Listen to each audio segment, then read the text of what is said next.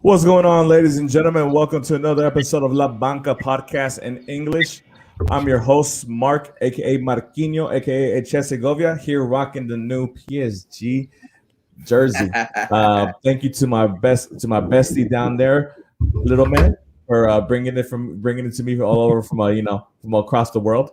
Wang dang dang Appreciate dang, wang dang dang. I appreciate the love. But yeah, guys, thank you for joining us. I know we talked about it last week. We're going to be flip flopping shows. One week we'll do the English first, and the next week we'll do the Spanish first. This week the English comes after the Spanish, so we're trying to see how that goes for everybody. But yeah, man, guys, I appreciate the love and support. But here I am with three of my co-hosts, Fidel, Pato, and Little Man. What's going on, Fidel? How you doing, bro? Yo, what's good, man? I know we got some real interesting topics tonight. Champions League, the drawing was today, so I'm excited about that. Some really good games to talk about. Everybody thinks that the group stage is kind of boring, but yo, this is a surprise, and this is how it should be every year. Let's go. Yeah, man. A lot of crazy stuff with the transfers going on. So the Champions League group announcement was kind of and kind of the back burner for once. But to be honest, these groups that I've seen is going to be very interesting.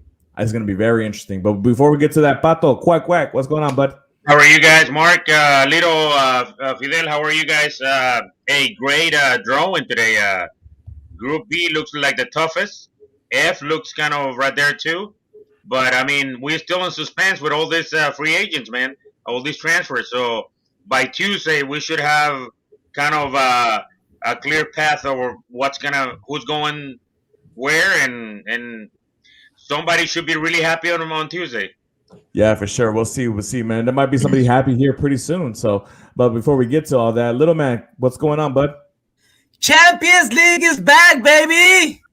Yes, Best games to watch.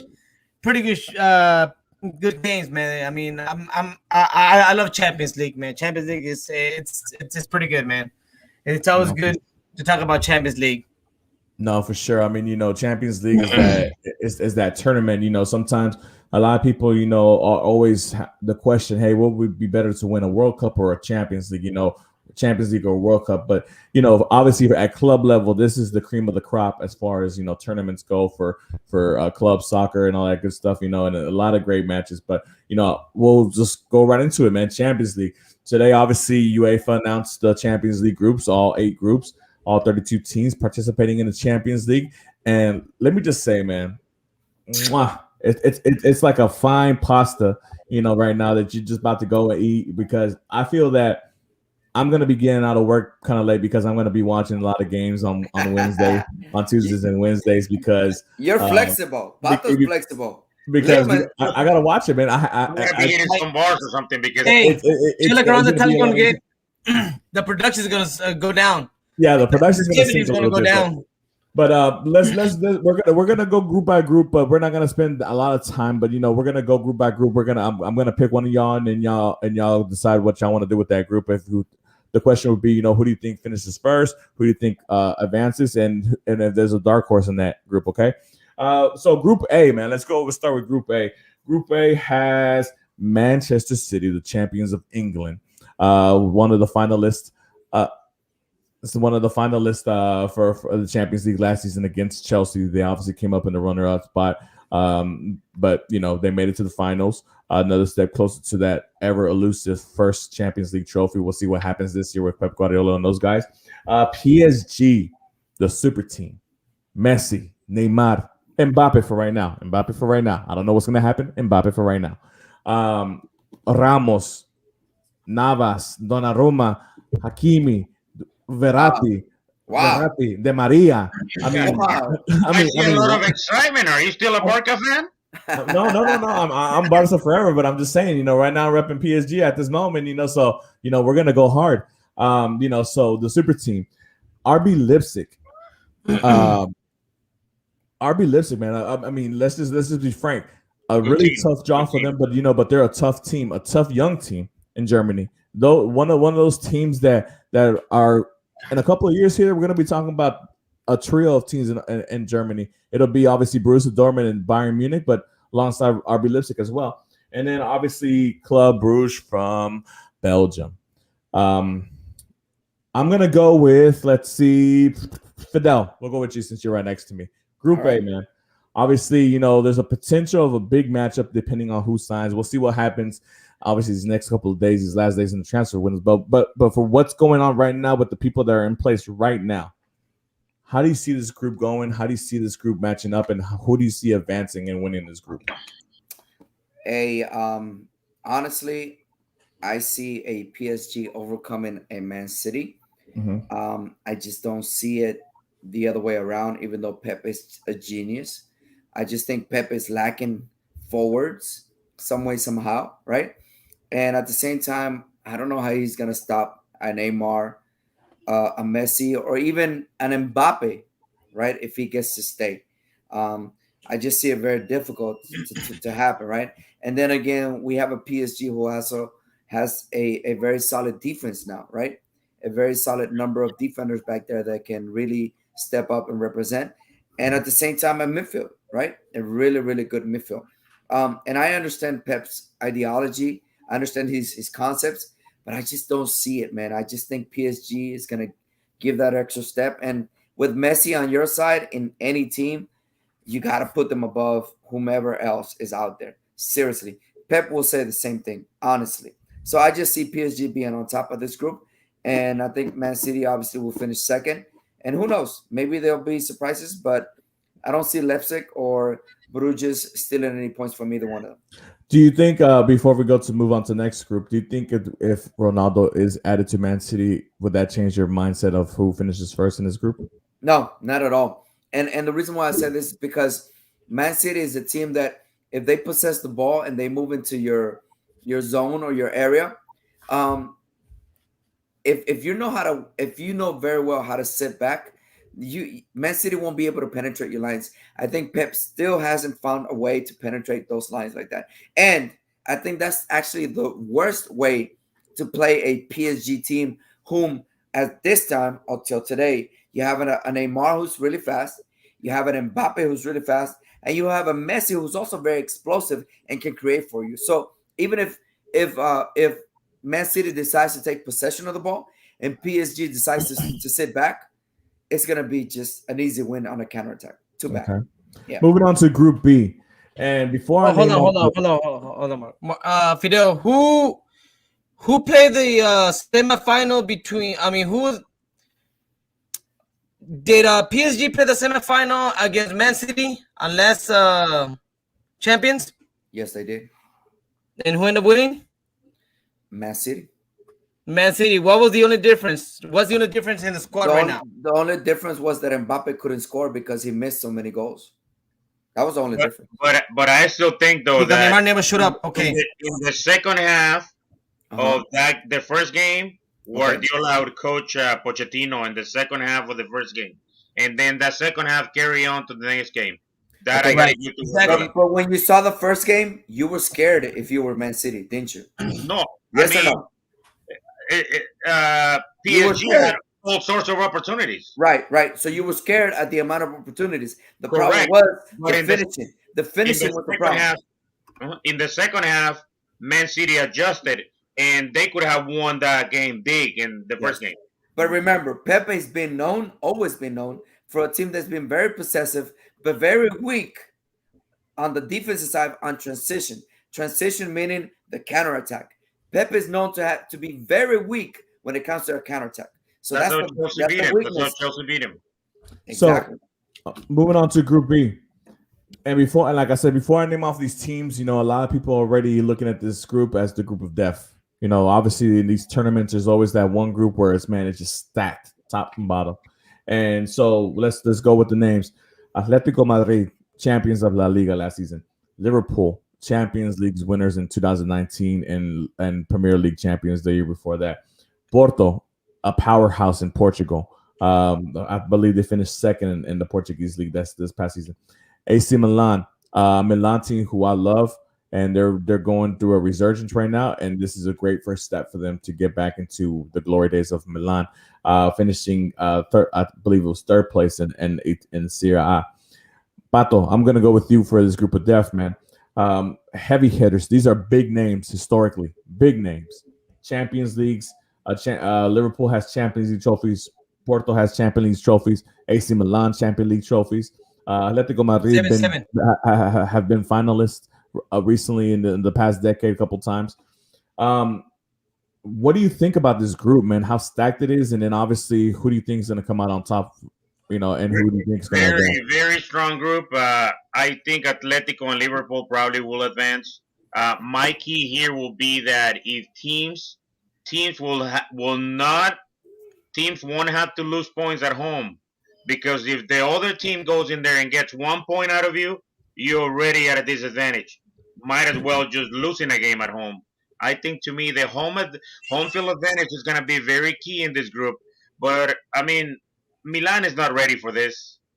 Porto is going to fight, but they still won't have the players. They won't surprise anyone like last year. So I think to me it's still Liverpool and Atletico probably will go on. Okay. Now, granted, Liverpool always starts low. With this group, they cannot start low because they will be left out. So, but my picks will be Atletico and Liverpool. Before I ask you who wins that group, let me go to the chat real quick. Seal Jana says in 2 legs, PSG did not have a shot on target. So yeah, PSG had many chances. Is a joke. Hattie, what's up, Hattie? Hattie's one of those loyal supporters of the Banco Podcast. So shout out to him, man. Porto also went deep in last year's Champions League, which is true. We just mentioned that. We'll see what's up with that. Sal Jenna says in the second half of leg 1, PSG were holding on for their life, which is true also. So going back to the Group B, man. Obviously, you said it's Atletico and Liverpool, right?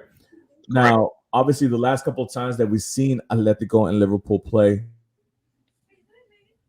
they struggle, bro. They struggle a lot. Yeah, Liverpool struggle. Yeah. I think it is. Marquinhos froze, I think. Yeah, he did. So yeah, right. I mean, we saw a Liverpool that hasn't been so consistent, but then again, it's been a Liverpool that's had a lot of injuries. You got an Atletico that you don't know what to expect. Yeah, I mean, the problem with them though is that they have a hard time to get ahead of anyone, and that's what they always play, the 0-0, the 1-1 games, because it's hard for them to just get ahead, to get the 1-0, not even less than 2-0. If they get 2-0 ahead of you, the game is over. Right. But I mean, with the squad that Atletico Madrid, do you still trust El Cholo Simeone? No. I mean, I do. I mean, that is my big question. I understand what you're saying, and the logic, it seems like that because Atletico Madrid has made impressive signings. I mean, they have made if I'm not mistaken, it's like six signings, and they said they're not through yet. But when I see Atletico de Madrid in La Liga, they barely won 1-0. That's the way they play. That's the way they play all the time. Okay, you said barely won, and they're on the top. 2 games, 2 wins. So that's the way they play. To me, this is the year where the fan really needs to, put a lot of pressure on Simeone because they have the team, they have the experience. Dude, they got everything to push forward and probably go to the final. Doug, this is mine, okay? But I see that in AC Milan and Liverpool will advance. That's my point of view. Well, I'm gonna tell you this, and I'm gonna read what Hattie says. Atletico barely won the title last year after all the other teams dropped the ball. Give them a short 2-leg matchup. You can't count on them in short games to go far after round of 16. The truth is, Simeone is done. Simeone is done in Atletico Madrid. Now, why is Atletico Madrid keeping Simeone for so long? Well, because anybody else that comes along will not sustain or keep Atletico competitive enough to keep making the Champions League, to keep finishing first, second, or third. That's the only reason why. But forget Atletico winning the Champions League. That's never going to happen with Simeone, ever. So if you're going to inspire something, inspire La Liga, inspire La Copa del Rey. But forget about it. And I have the point. I'm not saying winning it. I'm saying probably make a push to the semifinal, maybe. Well, I think AC Milan makes a pretty good signings, and they have been able to keep up in La Serie A. And just like I said, I think that it's gonna be Liverpool and Milan advancing, and I see Atletico going to the Europa League. Okay. Wow. Before I move on to the next group, and I apologize, I had a little bit of an internet connection here issue. Before I go to the next group, yeah, man. Obviously, the whole Simeone ball, it can be disastrous when it's not working. But obviously, we know how these tournaments go. Sometimes you gotta have a little bit of luck, and the luck of the draw can help you go a long way in these tournaments. So we'll see. But I think that obviously this group is the toughest group. Even though I think we all kind of agree that Liverpool and Atletico Madrid are going to be the ones that go through. I think Little said AC Milan, which I would really love to see them go through. But it's going to be difficult. We'll see what happens. Group C will go. I'll go over a little real quick just before we get to Group D. Sporting Lesbian, which is the champions of Portugal. Borussia Dortmund, who's always up there 1 and 2 with Bayern Munich in the Bundesliga, second place last season. Well, no, I'm sorry, third place last season. Ajax, who won the Dutch league, and Besteki, who won the Turkish league. So you have 3 champions in this group. So obviously not the biggest of names to say aside from Ajax, obviously, and Ajax being a historical club in world football, but but 4 clubs that are very competitive and can have honestly, I can see anybody really winning this group.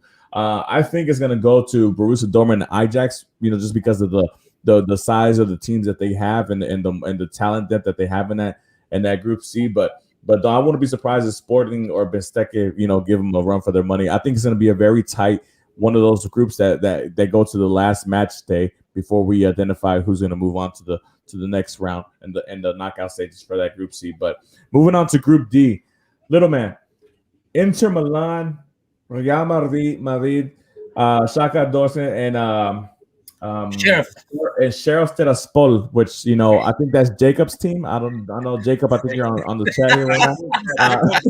Is Triple G the owner of that team or what? Yeah. It was built in 1997. Yeah, but this group looks a lot familiar from last season, man. A lot familiar from last season. Obviously, the teams have changed a little bit. Inter Milan has lost a lot of key pieces. So has Real Madrid. Shakhtar Donetsk has signed a couple pieces. But they keep the Brazilians heavy on that team. So we'll see what happens. But your opinion on Group D? Obviously, I know you're rocking the Madrid jersey.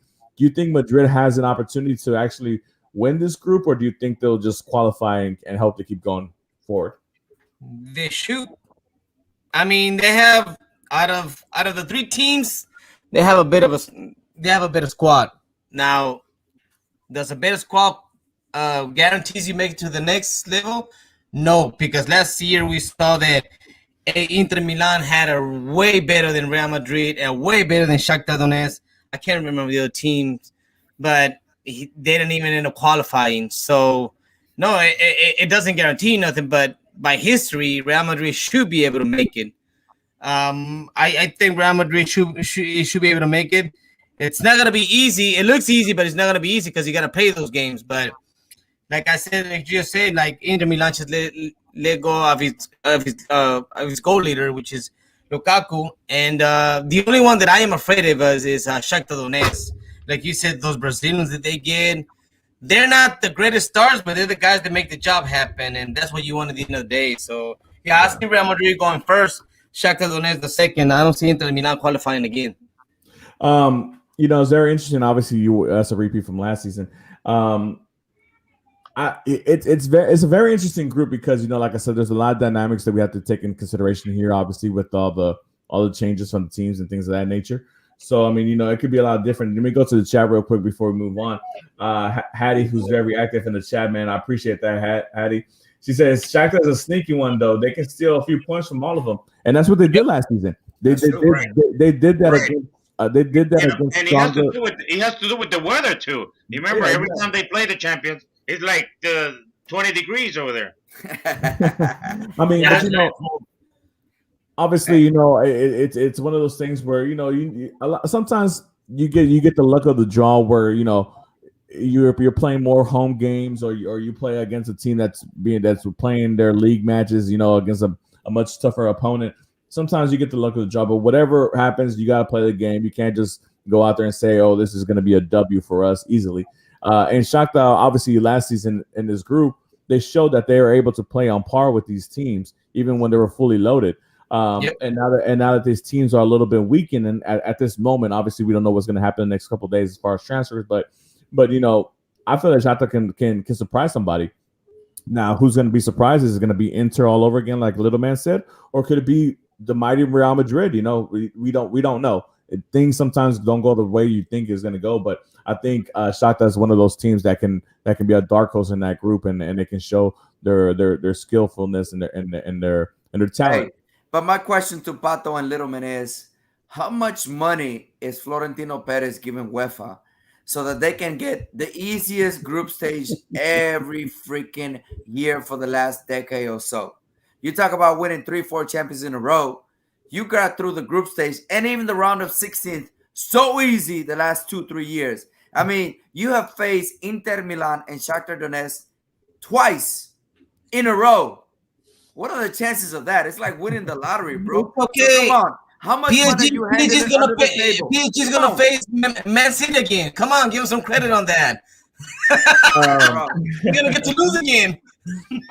All right, man. Let's move on to Group B because we only been through half of them. So Group B, Bayern Munich, champions of Germany, Barcelona, Benfica, and Dynamo Kiev.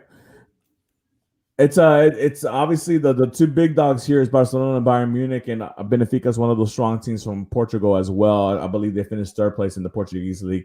Pato, I'm going to give this one to you. Pato, obviously, odds on are it's going to be Bayern Munich and Barcelona going forward, man. But do you think Barcelona have any shot at really winning this group away from Bayern Munich? No, I don't think so. I think Bayern wins the group. I think Barcelona, the transition is probably because you have to understand that Bayern Munich has got a system already. They know who put in. And Barcelona is still finding out all these transitions of who plays what lines. I mean, who comes in for the other guy and so on. So I mean, Depay had played 2 good games, but we don't know if the third game is the one where he really disappears. So Koeman is finding ways where he gets starting 11, and that solid 11 probably will go on to do the Champions League games. But no, I see Bayern. Bayern is one of the favorites, man. I don't think we say Barcelona is one of the favorites. No, so I'll go with that. No, I have to completely agree with you. Alongside with Man City and Manchester and PSG, I think Bayern. No, Barcelona do advance though. Yeah. I think like you were saying, Bayern being one of the favorites to lift the Champions League. I have to agree with you that fully because they're obviously I believe they're as far as a complete team with chemistry and know where everybody needs to be at. That's Bayern Munich. Fidel, go ahead. I see Barcelona taking this one. I see Barcelona over Bayern Munich. Bayern Munich is a struggle in their own league, and I think there's a lot of changes going on in Bayern Munich that people don't realize. The fact that you don't have Alaba, which is a big the coach for them? I think it's the coach. I really do. Yeah, I think so too. There's so much talent in there, We just saw what a great game Alaba just played on. But exactly. Yeah. But it's one of those and great thing you mentioned the coach, and obviously we know Bayern Munich. Obviously they still have the same players intact, but the coaching style is different right now. And sometimes it takes a team to who's been on such a path and such a destructive path of winning. And when they get one of the things though that Bayern always has is that when they take usually Bayern coaches don't last long over there, right? So the transition between the old coach and the new coach is usually not painful, but it's very slow. But once they get a hold of the new coach, watch out. Yeah. And we're talking about September, so there will be at least 4 more games before Bayern is going to have at least 3 or 4 more games before they start playing their first game. And this is what's going to help is that normally Barcelona and Bayern, the good 2 teams usually play the last game of the group. Right. Usually Bayern plays the weakest game first, then the other team, and they play Barcelona in the third game and then the fourth game. So no, I agree with everything you're saying. Obviously the thing about these Champions League game is like obviously the group stage go all the way till December, January, right? So the team that we're talking about now in August, September is not going to be the same team that in December, January when these games are coming to an end as far as the group stages. So there's a lot of changes. There's going to be a lot of things going on, and like I said, somehow, some way, Bayern Munich always figures it out. So I feel like Bayern Munich is going to be strong. But I do like the point in case because sometimes it could take one bad coach signing to mess up a good thing at what Bayern Munich has. So if the new coach, I forget his name, Julius Nagelman, who I think came from RB Leipzig last season, if he doesn't work out, it might take a little bit of time for Bayern Munich to find that coach, to help him get back on to right the ship. But yeah, so I mean, I think we're all in agreement here that Barcelona and Bayern Munich are the ones going to advance, and with Bayern Munich probably being the champion is that. I think winning the group, and Fidel's going with Barcelona on that one. Group F, another interesting group, very interesting group actually. Villarreal, Europa League champions. Manchester United, second place in the Premier League, and finalists in the Europa League, which it's great to see both Europa League finalists in the same group. A little bit of a revenge game there. Atalanta, who is a up and coming team in Serie A, man. I think we've been talking about them for the last year and a half now. I think they're ready to make that next step. And Young Boys, the champions of the Swedish league, with an American striker over there. His name escapes me, but I know Hattie will let me know in the chat here pretty soon. But yeah, an American striker that they have on there who's actually scoring a lot of goals for that team. Fidel, Villarreal, Manchester United, Atalanta, Young Boys. What do you think about that group? Hey, so how did you just answer, man? This boy's on fire. Sivachu is the name of the player. Yeah, Sivachu. There you go. Thank you, Hattie. Amazing, bro. Listen, I like this. I like the rematch. I like everything. I just don't see a Villarreal as explosive as it used to be last year, right? I think we lost some players. I think Emery is in for a good fight. It's going to really prove a lot of what he's capable with this group of guys. I don't think we have the speed. I think we have the defense and the midfield, but I just don't think we have enough with just one forward up top being able to produce. All you got to do is lock him down, and that's it. We're done. And Villarreal is that team that will sit back and go out there and get you on the counter and surprise you with a lot of things. And then you got Man U, who's completely loaded, who's a completely different attitude, who has a Polga who's woken up, right? So at the end of the day, I don't know what could happen. You are right, though. Atalanta is waking up. They're stepping up. They've been in Champions League the last 3 years or so. But at the same time, I got to tell you, it's between them two. Man U is going to take this group, and then Villarreal and Atalanta are going to really fight to the end for this group. And hopefully it doesn't come down to the last game. And hopefully Villarreal takes it. That's my team. So who do you have going past in this group? Man U, Villarreal. Villarreal, okay. Yep. Yeah, man. Obviously, Villarreal. One more question before we go on to the next group. Do you think Villarreal has done enough in the transfer market to strengthen the team? Honestly, because I mean, I haven't really seen anything too much as far as strengthening from last year's. You should have money. Yeah, it surprises me, right? Because Emery, it's a very smart coach. He is. Most of the times, he usually gets what he needs, right, or what the team needs, right. If he sees a lack of need in a certain position, or speed, or defense, or aggressiveness, whatever, he'll fight for that. And it surprises me because they haven't really made any moves. That you haven't even heard any types of rumors out there, right? Which is kind of hard to look at. So I don't know if we're in trouble when it comes to money. I don't know if we're in a position of just saving for next year. I don't know if we're just hanging on tight, or I don't know if we're just living out of the money that we got from Europa League, right? So at the end of the day, I don't know what kind of game plan they have. I don't know if Emery's just kind of chilling this year and trying to let the year go by and trying to just stay in La Liga, top 4 spots, or at least fight for the top 6 spots just to make Europa League. But at the end of the day, I'm telling you, it's surprising me because we let go of some players, but we didn't acquire anybody. So at the end of the day, we're not aiming for anything if that's the case. And we're in champions. That's the hard thing about it. We're in champions. So you should have some kind of investment there. Nobody's buying Cerámica Española. Nobody. it's one of those things where maybe they were a little shocked at the fact that they got to the Europa League final and lifted that trophy, which is a big achievement for Villarreal. And obviously the money that comes with qualifying for Champions League is going to help them out a lot. But I think they're being smart about it. I think that Unai Emery feels that he has the squad strong enough to at least make it out the group stage. And the other thing is that, remember, every team is struggling with money, so they got to play the smart game too. So they made it to Champions League, as Fidel said. They got some money from the Europa League too. The team has got to bring in some positives at some point. So if they finish last, believe me, they were in Champions League. So, but I think that they're gonna take advantage. To me, if you ask me, they're gonna take advantage of Atalanta. Atalanta's gonna look for the Serie A championship. They've been close, and I think this is the year because they keeping it pretty much everybody together. So I think Atalanta's gonna be very close of winning El Calcio, and this will be a good chance for Villarreal to win some points. Now, the one giving up the points is going to be Young Boys. Whoever ties Young Boys or loses to them, that's it. That's the team out. They're pretty good, by the way. They're pretty good. Sure. Let me go to the chat. Jacob joined us. What's up, Jacob? They scored the most goals last year in Serie A, which is speaking about Atalanta, which is they've scored the most goals the last 2 seasons in Serie A.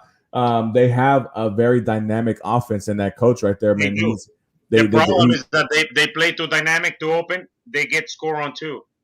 That's true. But one of the things is, does Villarreal have enough firepower to score to keep up with those guys? And that's one of the things that to be honest, that makes me go the other way, which I feel that Manchester United and Atalanta will be the ones advancing to the next. The good thing about Champions League is that, remember, you got 3 games at home. If you win them all, they're 9 points. 9 points should put you right there to tie one of these teams. Or to win one away, that's 12 points. That's almost guarantees you the next round. Qualification. Before I go to the next group, Jacob says Villarreal has always competed well in Europa, which they have. They won it last season, so they should be able to do well if they go back to that competition. They were one penalty away, right? They were one penalty away from the final one time, right? Yeah, exactly. Going on to Group G, and I'll take over this one. Lille champions of France, which sounds kind of weird because PSG's been dominating that league for the last half decade. Sevilla, a very strong team in La Liga. I think they finished 4th last season. RB Salzburg, champions of Austria, and actually they won a double last season in their league. Wolfsburg, which ended up in 4th place in the Bundesliga, another one of those hard German teams that always come up out of nowhere and do really well in these Champions League group stages. Honestly, I feel like this group is very evenly, on par as far as talent and stuff like that. To be honest, obviously the one team that sticks out here is Sevilla because of their because of what they've been able to do in Europe, especially like in the Europa League, having won the most Europa League titles in the history of that competition. This seems like it should be a very winnable group for Sevilla for them to move on to the next stage. I think Sevilla's got a good team too. Sevilla they got a good squad. Sevilla does have a good team, and obviously they made a couple of acquisitions. They got Eric Lamela from Tottenham in exchange for Brian Gill, and he scored 3 goals in 2 games already to start off the season hot and fuego. He won the late winner against Betis. No, it wasn't Betis. No, it was the one where was it against Sociedad? Regardless, Getafe. Okay. Yeah. So he scored in the last minute. He scored the last minute. Sevilla is the team that's going to win La Liga this year. And on top of that, how happy are these 4? Oh my God! Here we go. Fidel has his bold predictions. How happy are these? He's got Leicester and he's got Sevilla. How happy are these 4 teams in this group to be in this group? No, and it's kind of funny. The story of Wolfsburg. Wolfsburg is that 2 years ago and last year. 3 and 2 years ago, they were fighting not to go to the second division. They were in the playoffs. Wow. But you make a couple of good investments and things can flip around for you real quick. Before we go on to the next group, let me go back to the chat. Hattie says Salzburg could surprise could surprise Wolfsburg for third. I think it's Sevilla first and Lille second if Lille keeps up last season's form. Lille has a lot of talented players, a lot of talented young players. They have Jonathan David, which is a young Canadian forward that's a lot of hype around them. They have Timothy Well, a young American forward that a young winger who's done a lot. One of the best up and coming defenders. We'll see how long he stays with Lille because rumors are he's going to Sevilla if Cordell goes to Chelsea. Steve Boltman is one of the top young defenders up and coming. So, but, I mean, Lille has a lot of talented young players on that squad. So we'll see what happens with that. Going on to the last and final group, and last but not least, man, the champions of the Champions League from last season, Chelsea. Juventus finally lost their hold on Serie A and ended up in fourth place. They barely made it to the Champions League. Zenit St. Petersburg, which we know is Russia, Russian champions, and Malmo, Zlatan Ibrahimovic old club from back in the days, making an appearance in the Champions League. So he probably will retire there if you ask me. We'll see. I don't know. They don't like him. They don't like him right now because he bought. Yeah, he's got the opposite team. Yeah. Little man. I'll finish off with you on this one, man. Chelsea, Juventus, Zenit, and Malmo. This is Chelsea's group to win, right? Well, let me ask Fidel, how much of a good friend are you from Seferini, and how much money do you have to be in the easiest team? Man, that must be impressive. Let me answer this with all sincerity. Let me take my hat to you and say that you are 110% corrupt by Seferini. With that being said, I think that Chelsea's gonna repeat. The most corrupt club at Chelsea is gonna end up winning this. Juventus has no chance. Juventus is right.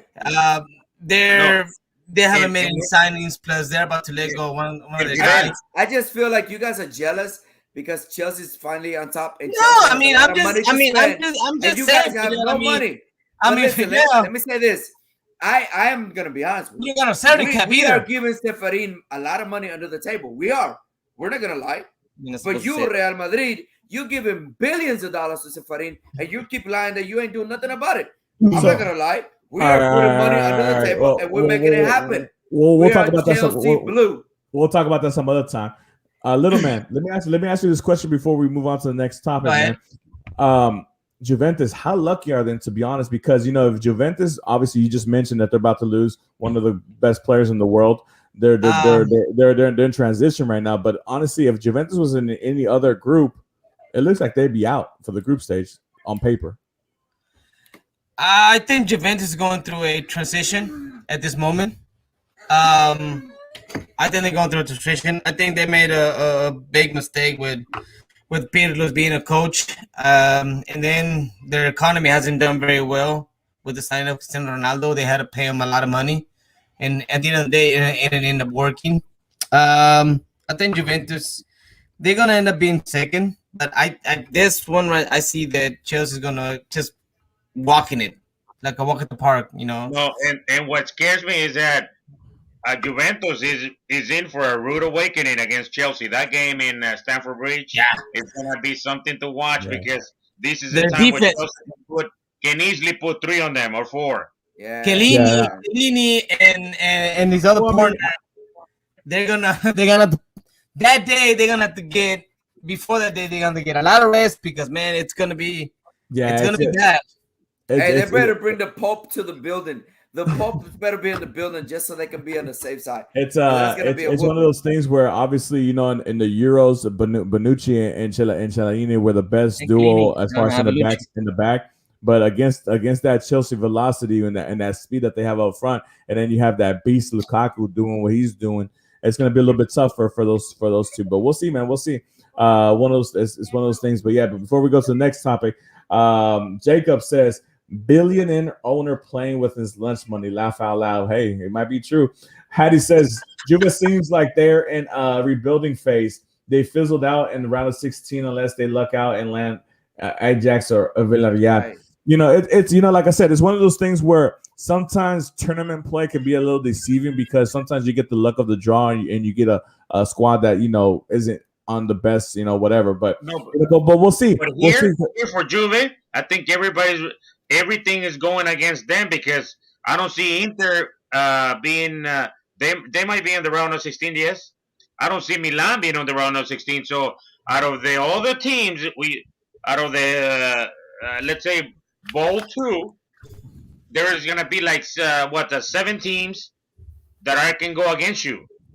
So it'll only be Inter. Inter will be the only one they cannot play. But it's funny because before we go on to the next topic, we'll talk about the Serie A clubs.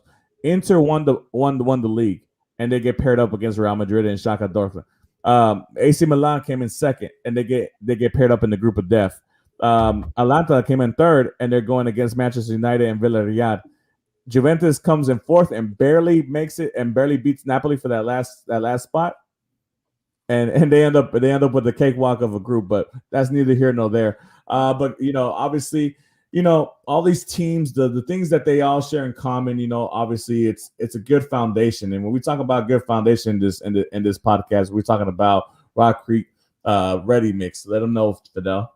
That's right. If you guys need any type of work, we got to pay the bills, by the way. It's Rock Creek Ready Mix. This boy's got a solid foundation. If you're working on a patio and a pool, a foundation because you're buying a brand new home on a new property, or you need a driveway or any type of business, if you're doing any kind of project with concrete, whether you're building a building or anything like that, call our friends from Rock Creek Ready Mix. They'll be ready for you guys at any time. And of course, they speak Spanish, they speak English. They'll be able to come out, do all the quotes for you guys. They'll be able to measure it. They'll be even able to bring the workers that will finish the job for you. So they don't just deliver the material. They don't just make the material for you, but they'll also finish the job for you. I know everybody here needs something to work on, whether it's their patio in the backyard, a pool, you want to make a driveway or a walkway in the front yard, or whatever the case may be. These are your people, Rock Creek Ready Mix. They are ready for you guys. It's called the Solid Foundation. And let me tell you, they have received the #1 or the best certificate as a best quality concrete in the area of Houston. You can call them up, hit them up anywhere you want. Also, if you have a friend or family member who's looking for a job and they're drivers, if they have a CDL driver's license, they can drive one of Rock Creek's mixers, right? They're the ones that carry the concrete. The only thing they need to have is 2 years of experience and be at least 25 years of age. So call our friends from Rock Creek Ready Mix, a solid foundation. Let them know that La Banca Podcast sent you, and we're going to put the information of the person to contact as well as their phone number up later on. So call our friends from Rock Creek Ready Mix. Tell them we sent y'all. Thank you. For sure, man. Moving on to, from Champions League, obviously, we're excited about that. But, man, obviously we have a huge following for the Premier League, the best league in the world. And we had a great week, too. A lot of upsets, a lot of great matches, a lot of things going on. But I want to focus on 2 matches this upcoming week for the Premier League before we go on to the next topic. First and foremost, obviously, for those who know me, I'm an Arsenal fan. I'm a gunner for life. Unfortunately, last week we had the London Derby against Chelsea, and then it didn't go our way. But it's all right. We're gonna keep going. We're gonna keep moving forward. We have Man City this week, unfortunately. But hey, get them out the way early so that way we can dominate the second half of the season, right? Man City, Arsenal, 6:30 in the morning, early. Gonna get my coffee, gonna get my banger, and have a nice little English breakfast in the morning and try to enjoy that game. Hopefully, Arsenal, doesn't disappoint me too bad. But no. Come over to my house. I'll cook breakfast for you. I'll be up at 6 in the morning. Come over to my YouTube, Pato. Little man, Aurelio, come over to my house. I got you. On Saturday morning, come over to my house. I got you. And we'll do this happen. Women, you know what? Matter of fact, we can stay here in my house. We can cook fajitas all day long. We can chill here. Me, the baby, you guys, let's go. I'm gonna hold you to it. If I'll show up there and there's no burgers on me. Let's go. But yeah, man. Jacob says second best league. He will see. He doesn't know about soccer. But Man City, Arsenal. Obviously, Pep Guardiola versus Mikel Arteta. Obviously, a lot can happen. A lot can happen. A lot. I'm just gonna leave it like that. Pato, I'm gonna go with you about this one. Man City, Arsenal. Obviously, we sat at Phoenix Pub. Shout out to those guys. Our last Sunday watched Chelsea Arsenal. Arsenal looked okay for a little bit, but then obviously, the firepower that Chelsea has overtook them. Obviously, we know for Arsenal, they're dealing with a lot of they were dealing with a lot of injuries, COVID situations, and things of that nature. But they played a Carabao Cup this past couple days, and they look very strong. Granted, Oh it my was God, they look so sharp. It was like what, 8-0? Granted, it was second division, Western Bromwich against brand new players or whatever. But hey, we got to take what we can. Do you think Arsenal has any kind of chance to at least gather a point from Man City? They Because do we have a have 0 chance. points. I think that Man City will win the game, but the thing that you're gonna be looking for, because it's your team, Mark, is the reaction from the players, how they're gonna play for Arteta. If Arteta is willing to convince them to go out there and kill themselves for him, that's when the owner is gonna see either to keep him or change him. But because this is the game where you see how players gonna react and play for him, how hard they play for him, if they really want to be under him. So this is the game where you already know that you're going uh, against a tough team. Where the game is at Emirates? I mean Etihad. Yeah. Etihad.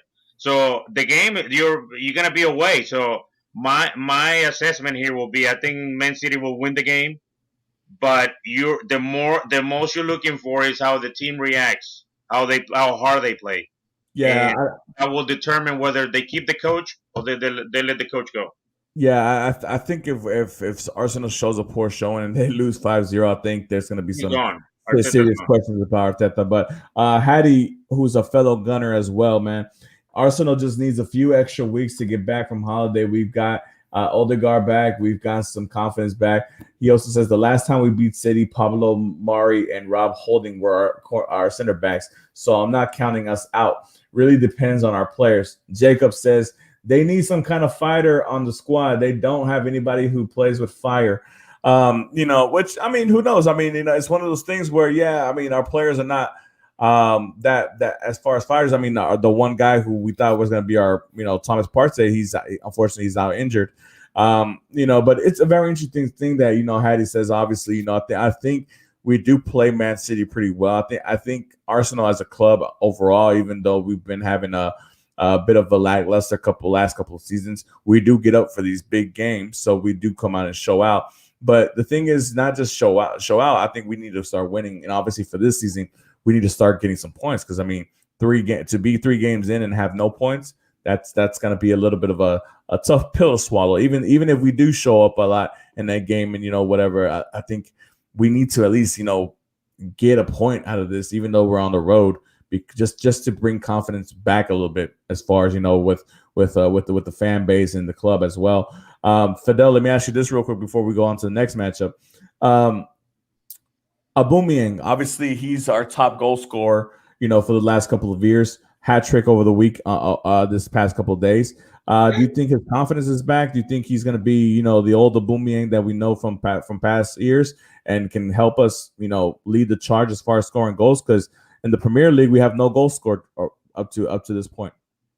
Listen, if Odegaard plays and gives Aubameyang some chances, this may happen.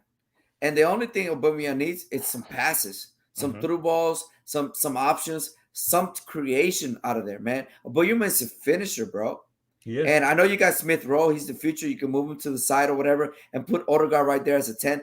Boom. Make it happen, Arsenal. Okay. I honestly think that Aubameyang can do so much for this team if you have creators around him. And honestly, we haven't seen anything around him. It's him trying to find the ball by himself to be able to finish. So at the end of the day, I think Arsenal might tie it, and I hope that they do tie it, Man City, because losing 3 games in a row is very tough. Yeah. So they're going to come out to kill this game. So I honestly see Arsenal trying to get at least 1 point out of this game. Yeah, Mark, Saka, what was on which position was he used with the English team? Was he like left wing? Yeah, Saka in England plays a left. Why Well, why he can played the Arsenal left use wing. him like that and keep Aubameyang and Pepe up top?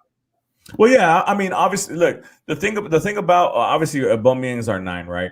The thing about the next 3, which is the left wing, the 10, and the right wing, you have 4 players that can play that are vying for those positions, which is Saka, ESR, Odegaard, and Pepe.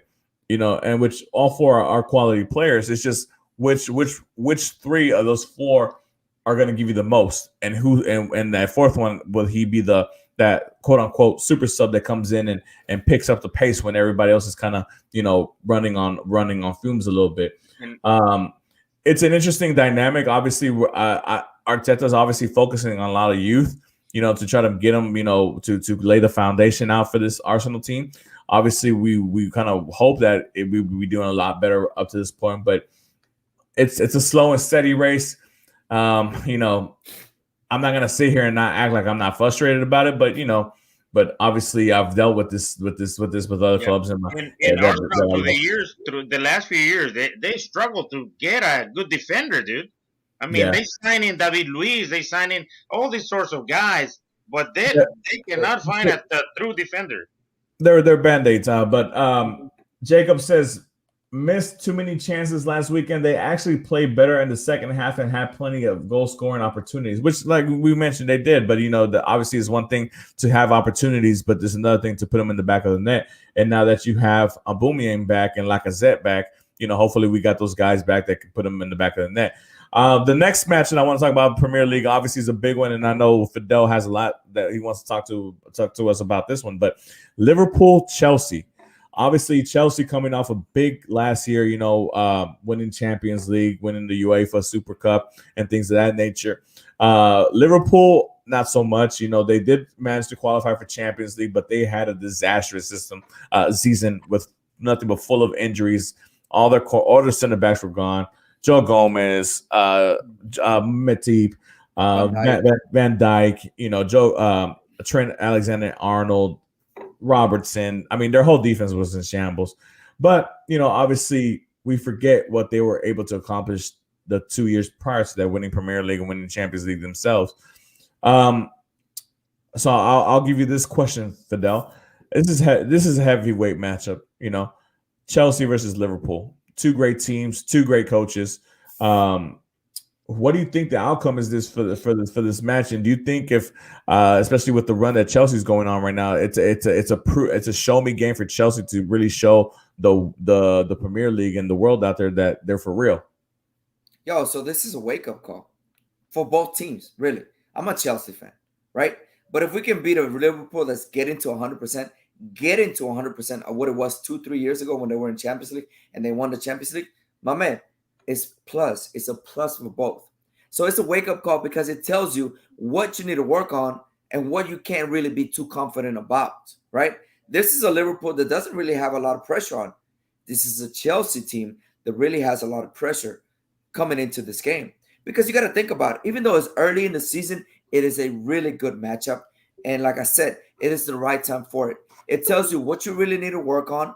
And it tells you how are you willing to study these teams that are top notch. And when I say top notch, you're looking at Man City, Liverpool, Man U, Tottenham. I mean, these are the teams that are going to give you the struggle. And if you can take points away from this team, you're going to finish up top because you were able to take care of business. You get it? So what's going to happen here? Well, I still see my Chelsea winning because I still see my Chelsea overcoming this team. I like what our coach is doing. I like what Tuch is doing. This last game, Conte didn't even start. Conte didn't come into like the 7th minute. He knew Arsenal's position. He knew where they were at. So he said, wait a minute. I don't need Conte to play that many minutes. Let me give him some time. Kovacic played amazing. Jorginho played amazing. And they were just handling business like the way it was. So on the other hand, you look at a Liverpool that's gaining so much confidence. Their starting 3 up top are finishing, looking for each other. Their defense is back to normal. They renew contracts of most of their midfielders, if you look at that, right? So it's giving them like an aspect of saying, shoot, I just got renewed. Let me go fight for my club. Let me keep fighting. Let me keep doing my thing, right? So it's up for grabs, man. Whoever wins this game, it's gonna say a lot about how they're gonna feel about the upcoming season in the next 10, 15 games, whether it includes champions or regular Premier League games. But still, at the end, I see my Chelsea winning a very tight matchup. I see a Liverpool creating a lot of options, but I don't know, man. I see a Chelsea still up ahead, especially with Lukaku being up there, being able to finish. Got you, Pato. Let me ask you this, man. Obviously, Liverpool is a stacked team. We forget about it because of the down season they had last season, but all their defensive players are back. Jurgen Klopp has decided to go with Diogo Jota, the Portuguese player, as a number 9 over Roberto Firmino. Maybe just because he's trying to give him a little bit more vacation time because he was in the Copa America probably. But Diogo Jota is doing the job. He's scoring the goals. You have Sané, obviously, and you have Mohamed Salah on the wings as well. You have midfielders and Thiago and Henderson and Fabinho that can control the midfield and control possession from away from these guys. Fidel mentioned earlier, as much as we praise N'Golo Kante for being one of the best 6, if not the best 6 in the world, Fabinho is not far behind. He's doing a great job for that club as well. What do you think what does Liverpool have to do to beat Chelsea? They have to play their game. This is the game. These are in the first weeks. These are the games you look forward to because of the hype that's been put on Chelsea. Mm-hmm. Because they have the team to win probably Premier and Champions League, to repeat as a Champions League champion again. But this is the matchup you look forward to because there is hype, there is good players on both teams. You know how Liverpool is not going to change nothing, so they're going to play the same. We're going to see what the speed of Chelsea can do against against Liverpool. So this is the matchup you look forward to see. I mean, I'll be looking for that game. I think Chelsea probably wins 2-1, as I said before. I think their speed is terrifying. I mean, I saw that game Sunday, and for moments, Arsenal was in the game. Don't get me wrong, but Chelsea had created so many opportunities, and I don't think that's going to change. It's just that it's too much speed, and then you take one youngster out. You bring another one in, and it's like the same. So I think that this will be a good game for Liverpool to make an assessment, and for Chelsea because there is a lot of hype behind these players. But go ahead. Go ahead. Mm-hmm. So Liverpool doesn't change. So they always play the same. They're 4-3-3 most of the times, or 4-4-2. Yeah, Liverpool plays 4-3-3, and Chelsea plays a 5-4-2-1. I mean, a 3-4-2-1. Sorry. Yeah. No, I see Chelsea winning Saturday. Yeah, thank you. It's one of those things that I like what you mentioned about the rotation as far as those front three because you take out a young player as like say for example Kai Havertz and you bring in a Christian Pulisic, or you take out a Zerich and you bring in a Mason Mount. It's an abundance of talent for Chelsea, and as far as attacking in, obviously. Liverpool has something similar as well. I mean, they have Salah, Sané, Firmino, Jota. They have Origi. Players like that can score as well and have a lot of experience. So it's going to be a heavyweight fight. I think to be honest, in my opinion, I think it's going to end up a high scoring tie game, which I hope so. I mean, I love those games that are back and forth. They're very entertaining. Yes, they're very entertaining. Yeah, if those youngsters from Chelsea start putting the ball in the net, dude. Oh, of course. Yeah, I mean, if any of those guys can step up and help out Lukaku as far with the goal scoring burden, I mean, Chelsea's going to be a crazy team to stop. Yeah. But that's a big ask for some of these young guys. But we'll see what happens. There's so much difference because you got the best 6, and then you got Jorginho, which is really good too. You got 2 players that can control that middle of the field. They don't have to. Those players don't even have to worry about defending. Obviously, they're gonna have to do it when they play in a really good team. But it's crazy, man. It's a really good team. Chelsea is a really good team, and the coach is a really good coach. So no, for sure, I agree with you completely, man. Going on, we're going on to the next and last topic, and it's last because we might speak a little bit in length on this one, man, because a lot of interesting things are happening. A lot of people are about to be celebrating here pretty soon. A lot of people are going to be sad here pretty soon. But obviously, we're in the last couple of days of the summer transfer window, the last week of the transfer window, and man, big names are still being rumored to be moving around. Big names. We're talking about Kylian Mbappe. We're talking about Cristiano Ronaldo. We're talking about Bernardo Silva. I mean, just these are world-class players who've won everything at the clubs that they've been at. Robert Lewandowski. I mean, who knows? Obviously, the biggest two names right now that are about to cross the finish line is Kylian Mbappe going to Real Madrid for an estimated $212 million. I'm not saying euros. We're in English. We're an American show. So, $212 million. A lot of people say, why? He's about to go. He's on his last year. You can get him for free in a couple of months. You can sign him on a pre-contract in January, because, obviously you can sign with any other club that's not in the same league in January. So why make this deal? Why make that huge investment? You use all that money when you need other help in other areas in that team. Why make that? Why make that investment like that? Obviously, Florentino Perez feels that that's the right thing to move.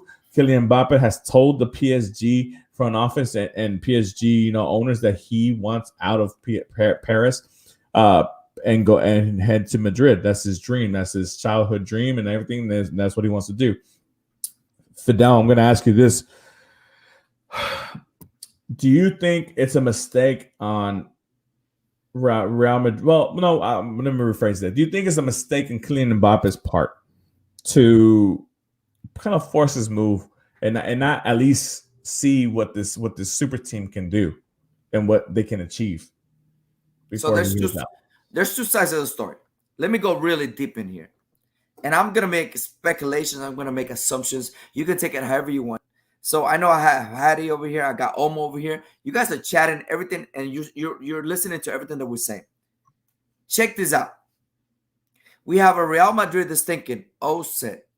If we don't bet for Dembele, I'm sorry, for Mbappe. If we don't bet for Mbappe, he's going to think that we don't want him. So, boom, here goes 160 million euros. PSG says, nah, we want 220. Okay. So then they go, okay, here's 170. Why? Right? Why are you going to say 170? Well, first of all, you can have him next year for free. And next year, with all the money that you saved, after you get Mbappe, you can get your fullbacks and your center backs completely filled, and you'll be great. You'll be done. But then you say, and I'm thinking as Real Madrid, if Mbappe plays with Messi and Neymar, and they have a great season, and they win the league and the Champions League and all these trophies, oh my God, we might lose him forever. I get it. And then you're looking at PSG, right? Here's the other side of the story. Oh, so Real Madrid wants 160 million? Nah. Mbappe wants to leave, but he's going to live under our terms. We want 220. That's what they're saying. They still owe money to Monaco for Mbappe, if you didn't know this. Mm-hmm. And at the same time, they're thinking, wait a minute. They want him. Let him bet as much as they want.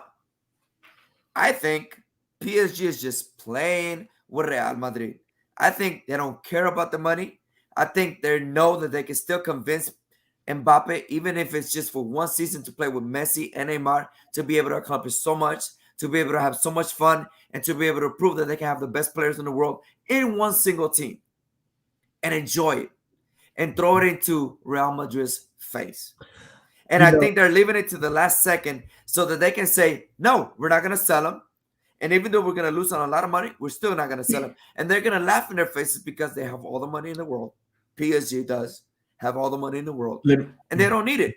So at the end of the day, I think Mbappe is going to stay at PSG, whether he likes it or not. And that's going to be the end of the story. Let me go to the chat real quick, Pato, before we get to you. Hattie goes, Madrid cries about money and the need for the Super League and now offers that amount of money. Sheesh. He also, Melemo, what's going on, bud? La Liga needs a star figure. That's why the signing can't wait. Well, so is the Liga helping Real Madrid get that to make the signing or what? Hattie also says Mbappe has wanted to stand out for himself for some time. People doubt him because he only plays in the French league. He finally can be his own star if he leaves. Olamala seems to agree with that statement that Hattie made.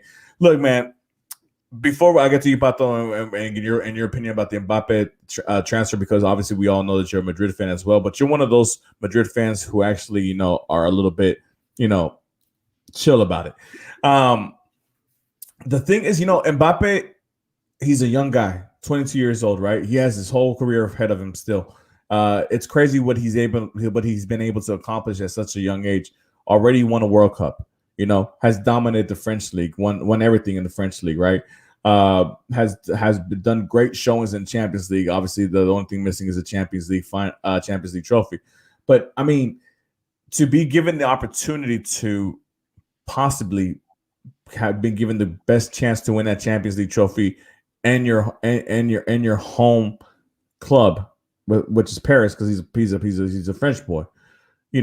How can you pass that opportunity up?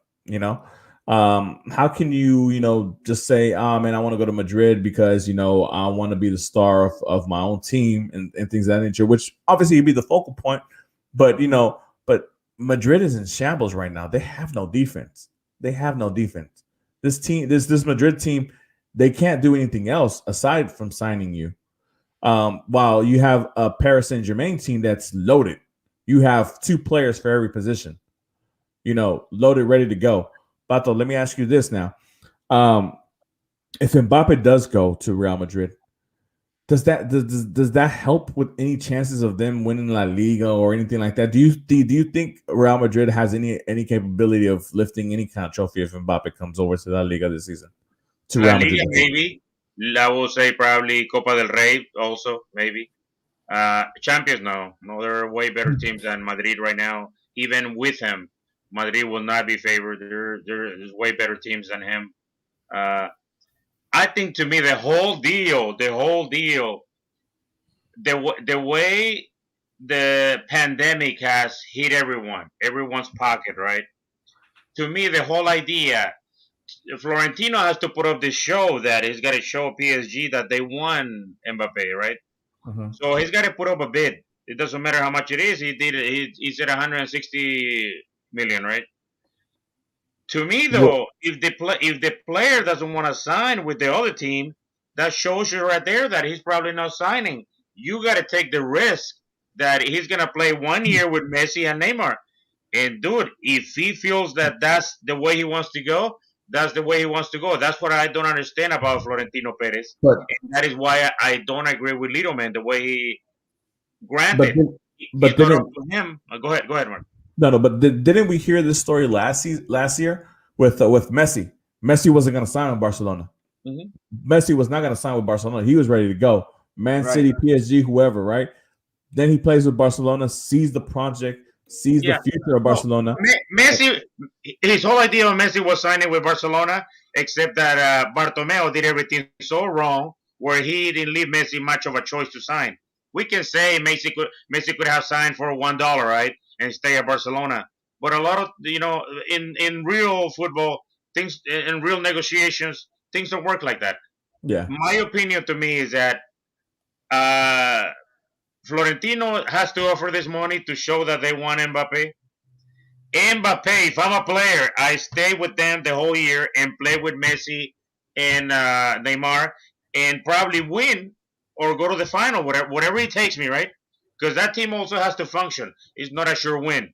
But as you said, he's young. He can play that year with them, leave and go to Madrid and like nothing happened.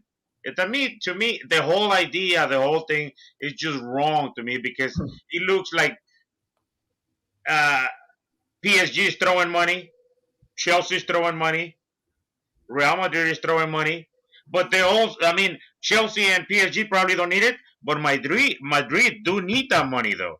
Madrid is not, they just can't let it go 200 million like nothing. Granted, they might get a player and they probably sell jerseys. And they There's a lot probably of win Bernabeu this season, but 200 million or 200 million.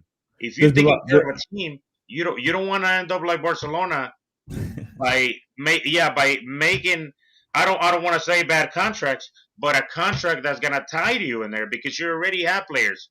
And Right. then not only that though, but next season for your cap, you're gonna have to get rid of players. And if the players make too much money, you're gonna be on Barcelona's shoes that you cannot get rid of those players. Who's gonna buy them?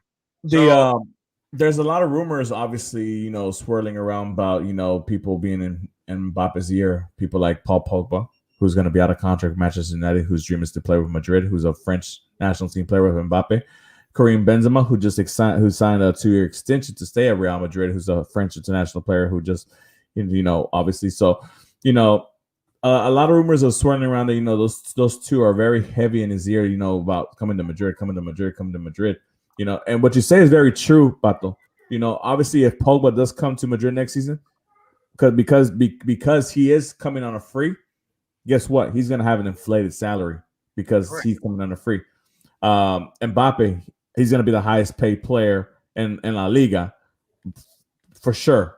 So I mean, obviously, there's a lot of things that have to be done. I think Madrid are putting themselves in a very tough situation if they somehow land Mbappe in these next couple of days, because I mean, I hate financially, to bring it up, but that's kind of Barcelona's side. That's Barcelona's thin line right there, where you're gonna sign a player, but then to fix your defense, as Fidel said, you're not gonna have that much free cash to fix to get a good defense. for sure, Right. for sure. Fidel, you want to say something before? No, I mean, Okay. Mbappe is not the only big name. Another name some will say is bigger in the grand scheme of things, Cristiano Ronaldo. Rumors are that he's going back to Manchester, but not to Manchester United. oh, Manchester United never even tapped the waters to see if he want to come back. Manchester City. disrespect. Cristiano Ronaldo as a blue in Manchester blue. Fidel, did you ever think this would happen? Did you ever Nah, think a possibility? no. No, I just think some way, somehow, Cristiano has to get in the way of other people's attention. If they're talking about Messi and Mbappe, oh, well, I want to move too. You want to be in somebody's mouth. It's called arrogance and attitude and pride, which is what they teach at Real Madrid. It's basically what it is. So at the end of the day, he's trying to move because he's trying to go somewhere where he can break more records, which is what he thinks is going to leave him a legacy. But he forgets that he's a shadow. Messi is the king and the god above you, my man. And regardless, even if you go to Man City, I still wish you the best. I still think you might be fitted in there very well. You might do great things. But I don't know, man. I don't know. I think his move to Man City, it's valid, but it's a 1 year thing, man. I don't think it's a 2-3 year thing. I think Cristiano's developing too many injuries. I don't think he's fit. He's not Zlatan. And at the end of the day, it's going to be a struggle for him. I don't think City should go for this. And if anybody should go for this, PSG should be it. If you let go of Mbappe, take Cristiano, take Lewandowski, somebody else. But I just don't see Cristiano at Man City because I see a Pep with a different attitude, and I see a Cristiano with a totally different attitude as well. Yeah, I got you. Pato, let me ask you real quick before we end the show, man. Cristiano Ronaldo, if he does indeed sign with Manchester City, do you think this betters their chances to win the Champions League? Do you think this puts them above? You said that you think Chelsea's going to win it and Bayern Munich is the other team that you had in the finals. Do you think that puts them above those two teams? I would say put him right there, not above. I mean, Cristiano Ronaldo, it's a really good player, dude, but it's also he can explode and things can go wrong in a heartbeat. Granted, I mean the guy's fit, he works hard, he will score. Yeah. But as a team, as a chemistry, everywhere Ronaldo goes, they play for him. I don't know if this is gonna be that time where they're gonna Guardiola is gonna go off his comfort zone to strictly have plays for Ronaldo. I mean, I think he will score. I mean, in the Premier League, is the best league in the world, but there is also some weak teams that we can score on. Champions League in the group also he probably will score on. I don't say they will be ahead of Chelsea, They will be right there with Bayern and PSG, if you ask me, because I have him 1, 2, 3, 4. I don't know. It is a good sign. I mean, he will score goals. Let's say this is the other thing too, though. Can you imagine? You said he did not go to Man U, right? Yeah. He can break the scoring record with Manchester City's jersey. Wow. Can you imagine that? Yeah. He can break the record with them. The most goals. That's true, man. Well, guys, obviously, we're coming to the end of the show here. Obviously, we appreciate you staying up late with us. Once again, I'll mention, next week we'll flip flop and we'll do the English show first and then the Spanish show second. But with the transfer window coming to an end in a couple of days, I mean, man, we're gonna have a big show next weekend to just kind of recap what for sure happened and who's going where and who's going to end up where and how much of a difference it makes throughout the world of football in Europe. So, please check us out next week if you have a chance and all that good stuff. But again, guys, we appreciate the support. We appreciate the likes and subscriptions. If you do have any friends out there that, come out, please let them know about the show. Tell them to subscribe, give us a like, thumbs up. Pato, you want to say something before we go? Yeah, I mean, Jacob, Omo, and Hadi, man, really good guys. I mean, really savvy guys. I mean, really good. I'm reading all their comments. I mean, really good comments. Really good comments. I mean, these guys know their stuff. For really sure, guys. And obviously, we know we love the fact that you're so active in the chat. You're always welcome to be a part of the show and all that good stuff. Fidel, anything you want to say before we go? Shout out to Hattie, Jacob, Odo. Thanks for being here, guys. We'll see you guys next week. For sure, guys. But yeah, for sure, guys. Just let everybody know about us, and for sure, we'll see you next Thursday.